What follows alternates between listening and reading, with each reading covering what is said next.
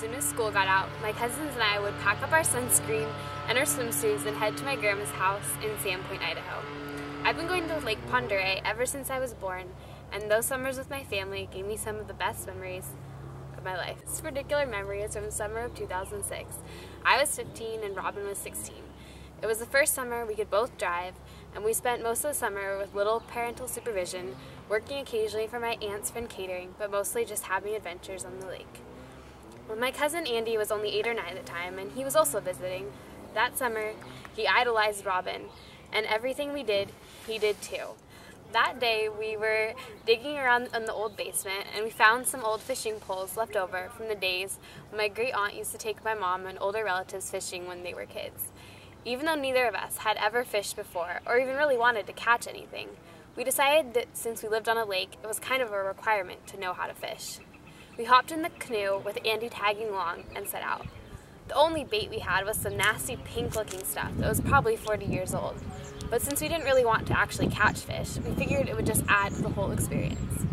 We rowed out a little ways past the pilings, dropped the poles in the water, and stabbed a little of the ancient bait onto a hook.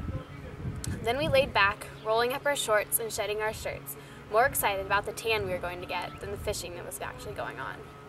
Our poles didn't even move. It was such a clear day, we just floated, bobbing along happily, chatting about nothing, enjoying the perfect day. Suddenly, just as we were both starting to get a little sleepy in the sun, Robin's pole started jerking wildly. We stared at each other wide-eyed. This wasn't supposed to happen. We weren't actually supposed to catch something. Robin started reeling up the line as fast as she could, and as she neared the end, we could see a small silver fish frantically flailing about, definitely hooked on the line. Crap. At this point, we were both freaking out. Neither of us knew how to unhook a fish, and Andy certainly wasn't any help, as he was in fits of laughter watching our panic. As the fish came out of the water, true hysteria set in. Robin was waving the pole around wildly as the fish on the end of the line swung around our heads. The canoe tipped from side to side. Finally, after much panic, I got up the courage to try and disconnect the poor fish. Unfortunately, just as I grabbed the end of the line, I screamed as the slimy fish slapped my arm. The scream so startled Robin that instead of trying to help me disconnect the fish, she dropped the entire fishing pole into the water over the side of the canoe, connected fish and all.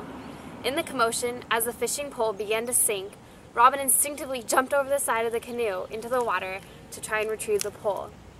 Throughout this whole fiasco, my cousin Andy was simply sitting there, laughing at the ridiculous sight of 2 teenage girls flailing around in the canoe.